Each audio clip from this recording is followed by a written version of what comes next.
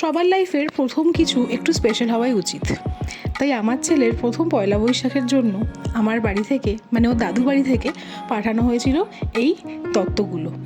এখানে ছিল এক ঝুড়ি ফল, স্পেসিফিক্যালি যেগুলো এখন খেতে পছন্দ করছে, সাথেই সফট টয়, তার সাথে জামার 3টে সেট, আর আরও একটা বড় সড়ো জিনিস যেটা কোনো ট্রেতে ধরেনি, তাই এরকম গিফট র্যাপ করে বাবা মা নিয়ে এসেছিল। এই জিনিসটা আমাকে ভিডিও করে রাখতেই হতো, কারণ এগুলোই তো আমার ছেলের জন্য থেকে যাবে শৈশবের স্মৃতি হিসেবে। আগে হলে কি হতো, আমরা গল্প শুনতাম বা আমাদের মুখে, কিন্তু এখন যেহেতু এই জিনিসটা আছে ভিডিও করার উপায়টা, তাই আমি সব কিছু ওর জন্য ছোটো ছোটো করে ভিডিও করে রেখে দিচ্ছি। আর এটা হচ্ছে পয়লা বৈশাখের দিন, সকাল সকাল বেরোতে পারিনি, বেশ বেলা হয়ে গেছিলো। এদিকে ক্যাব এসে দাঁড়িয়েছিল, কারণ ছেলেকে নিয়ে বেরোতে এখন অনেকটাই টাইম লেগে যায় আমার। প্লাস এখন যতটুকু ডিস্টেন্সেই যাই না কেন, পবিত্র গাড়ি বা ক্যাব ছাড়া একদম রিস্ক নেয় না ওর ছেলেকে নিয়ে। তো ফাইনালি বাড়ি পৌঁছে গেছি, আর এখন বাড়িতে গেলেই বাবা নিচে এসে অলরেডি ওয়েট করে, কারণ দাদুভাইকে নিয়ে সিঁড়ি দিয়ে উঠবে বলে। সো বাড়িতে পৌঁছে গেছি। আর তোমরা অনেকেই জানো আমার বাড়িতে পয়লা বৈশাখের দিন গণেশ লক্ষ্মী পুজো হয়, আর এটা হচ্ছে ছেলের প্রথম পয়লা বৈশাখের আউটফিট। এই পাঞ্জাবিটা ওকে আমার দিদা দিয়েছে। আর এখন বাড়িতে গেলে কিন্তু সবাই ওকে নিয়েই বিজি হয়ে যায়, আমি আর পবিত্র জাস্ট কোনো পাত্তা পাই না। দেখতেই পাচ্ছ আমার বাবা মা আমার পিসি সবাই কিন্তু ওকে নিয়ে ব্যস্ত।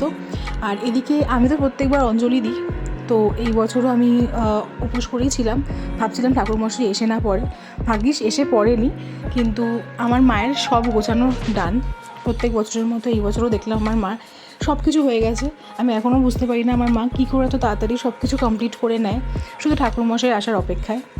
আর এই বছরের পুজোটা আমার এবং আমার বাড়ির লোকের জন্য খুবই স্পেশাল, বিকজ আমার ছেলের জন্য, নাতিকে নিয়ে প্রথমবার বাড়ির পয়লা বৈশাখের পুজো, তাই আমার সাথে সাথে কিন্তু আমার মা বাবারও এক্সাইটমেন্টের লেভেলটা আলাদাই ছিল। তারপর ফাইনালি ঠাকুরমশাই এসে পড়লো অ্যান্ড পুজো শুরু হলো। আর একটা কথা, আমি এইবার অদ্ভুত একটা জিনিস ফিল করলাম, প্রত্যেক বছর আমি যখন পুজো হয়, যে কোনো পুজো আমার বাড়িতে হয়, আমি ঠাকুরমশাইয়ের পাশে ছোটোবেলা থেকে চুপটি করে বসে থাকতাম। আর এই বছর আমি সেখানে আমার ছেলেকে নিয়ে বসেছিলাম, তাই আমার ফিলটা একদম আলাদা ছিল। এটা অবভিয়াসলি বলে বোঝানো যাবে না, অ্যান্ড আই এম শিওর যারা যারা এই জিনিসটা এক্সপিরিয়েন্স করেছো তারা নিশ্চয়ই রিলেট করতে পারবে।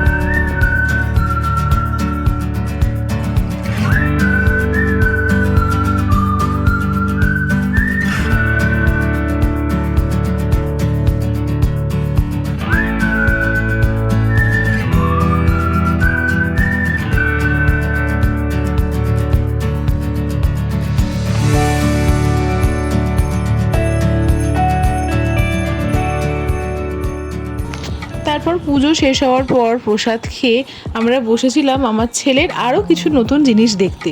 তো বেসিক্যালি আমার এক জেঠু আর জেঠিমা আমার ছেলের জন্য পয়লা বৈশাখের এরকম জামার 2টো সেট পাঠিয়েছে। একটা তো পরেই বসে আছে, ওকে আমরা পরিয়ে দেখছিলাম সাইজ ঠিকঠাক হয়েছে কি না, আর আরও একটা এখানে রাখা আছে পাশে। তো খুবই সুন্দর হয়েছিল জিনিসগুলো, আর ওর সাইজ অনুযায়ী একদম পারফেক্ট ছিল। তো যা বুঝতে পারছি আমার ছেলেরই এবার জমজমাট একদম পয়লা বৈশাখের বাজার, আর হবে নাই বা কেন, প্রথম পয়লা বৈশাখ বলে কথা। আর শুধু এই জামার সেট নয়, ওর এক মামা মানে আমার একটা ছোট্ট ভাই, যে এখন নাকি আমার ছেলের জন্য জিনিস কিনছে, তো ও এক সেট জুতো কিনেছে ওর জন্য, সেটাও এখানে আমরা দেখছিলাম। তো এই ছিল হচ্ছে পয়লা বৈশাখের পুরো দিনটা, অ্যান্ড বুঝতেই পারছো সবটাই কিন্তু আমার ছেলেকে নিয়েই ঘেরা ছিল। আর ফাইনালি এই ব্লগটা শেষ করছি নববর্ষের খাওয়া দাওয়া দিয়ে। তো গল্প আড্ডা, গিফট দেখা সব কিছুর পরে ছিল হচ্ছে আমার মায়ের হাতের লাঞ্চের মেনুতে ছিল ভাত, মাটন কষা আর চিংড়ি মাছের মালাইকারি। আর দেখতেই পাচ্ছ প্রথমেই কিন্তু জামাই বসে পড়েছে।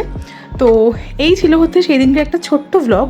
কীরকম লাগলো অবশ্যই জানিও, আর তোমরা কে কীভাবে সেলিব্রেট করলে নববর্ষ কমেন্ট করে জানাতে পারো। Till then, tata.